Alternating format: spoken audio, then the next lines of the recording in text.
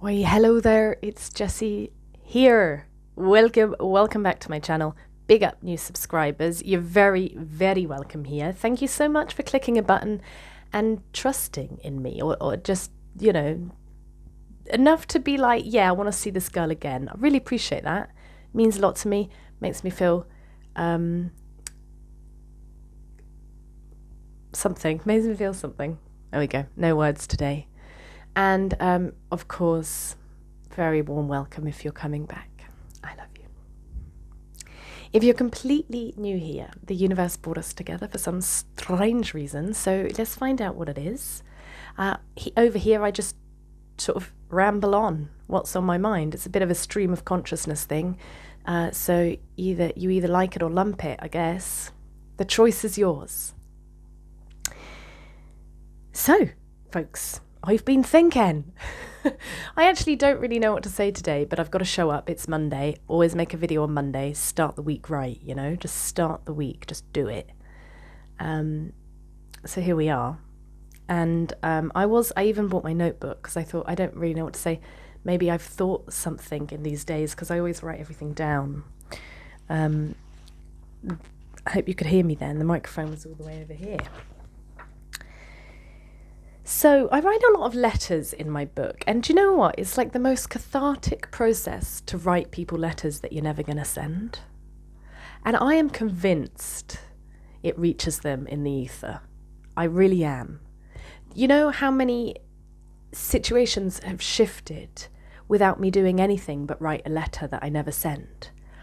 It's amazing. I don't quite understand the mechanics of it, or like the energetic mechanics, let's say, of how it works, but I have written things before, and I'm telling you people, it changes the situation.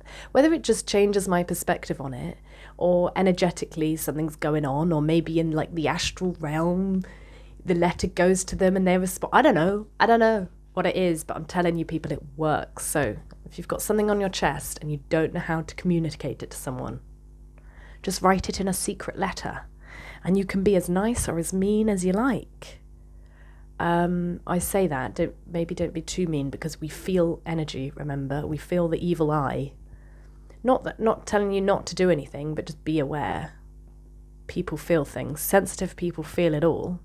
So, anyway, look at me telling you what to do today. Ooh, thought we didn't do that over here, Jessie. So I've got a lot of letters in here. The other night I decided to do an I can be anything mind map, and I just thought of anything in the world that I could potentially be, like I would like to be, and the list goes on, guys. You can be anything. I had all sorts. What kind of gleamed through is like I like to perform and do something creative. Like I like to think of myself as an artist. One that cannot be contained. What am I on about? Okay, anything else, Jess? Anything else of... It's the secret conversations in the head thing, coming back to the letter, because... Okay, so I'm going to start some training in the summer. It's 2 years training. And I'm very excited because the woman who runs the training is like my biggest inspiration ever. She's just so dedicated to truth through compassion, and it's amazing. I love her. So I'm starting a training with her for 2 years. I'm so excited because I love her. But I also have this thing with people. I think I've spoken about this before.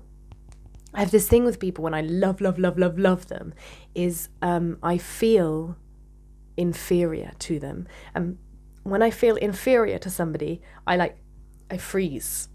Not very good at being myself and being comfortable and at ease, because their opinion matters a lot to me. So whatever their opinion is of me, that is like my world, right? I put them on a pedestal. I'm like, you're like God to me right now. So you need to have a good opinion of me, otherwise my whole world shatters. Now, I know this isn't very healthy, all right? I'm just saying what happens. So I was thinking about having this course, and I was like, God, I hope within these 2 years it's enough time for me to come out of my shell. And then I started imagining like the first day we're all together, and perhaps we sit in circle and people sort of share why they're here, what their intention is of the course, blah, blah, blah. And I was thinking, how would I lead? Like, where would I go? What would I bring? And I think the first thing I would want to do is just name that insecurity. Like, just tell her, like, hey, I've put you on a pedestal. I think you're really fucking cool. And I'm scared of you. I'm scared that you're going to see what I thought. What you're going to see my bad bits, my shadowy side. You're going to see, like, how unconscious and stupid and ignorant I am. And you're going to see that, and then you're not going to like me. So I just wanted to, like, name it, name it and claim it and just put it out there. And it was really interesting doing this process in my head, because I could almost I could gauge a response. I don't know if it genuinely was her response, but it was the response I created in my mind. So I had something to go off. And even just naming it in my head eased it, because, then it's like, I've put you on a pedestal, but I really know you're another human being, and I can look up to you and I can admire you, but not be afraid to do anything wrong around you, right? And even the conversation in my head sort of lessened the anxiety that I had. So I was like, that's cool.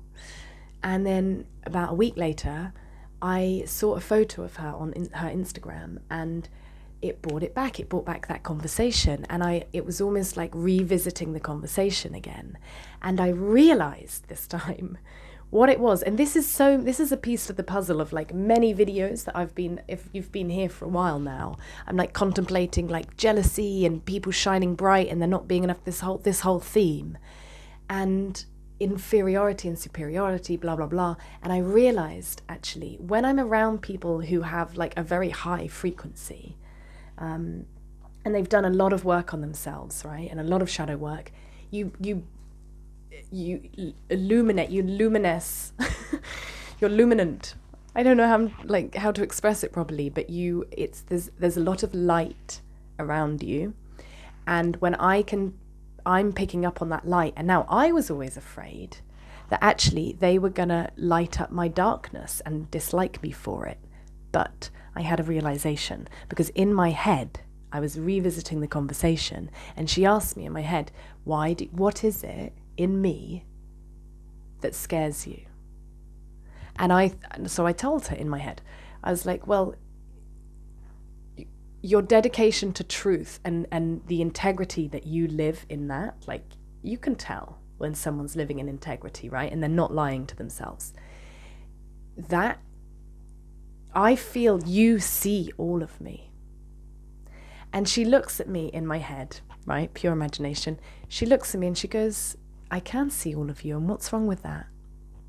And I realize in this moment that actually she can see all of me. Like, she can see my power. And I have been stuck in, like, this innocence complex for a lot of my life, where I am completely denying my power, because I just want to be liked. I just want to get along. I don't want anyone, don't mind me. And when I meet people, like, it's like her brightness, she actually sees my power and what I'm capable of. Now that scares the shit out of me, because then I think I've got to do something about it. It's like, and I've been in this innocence complex, right? Of, like, oh, little old me, who me? Like, don't look at me. Like, imagine if, like, there's a serious problem, and I think something in my head, and it's the right thing to think. So then people look, just in terms of collectively, consciously, we go to where the attention is drawing us in. And then imagine if everyone looked at me because I had the right solution. Okay, hypothetical situation here. I have always, most of my life, I would have been like, why are you looking at me? What?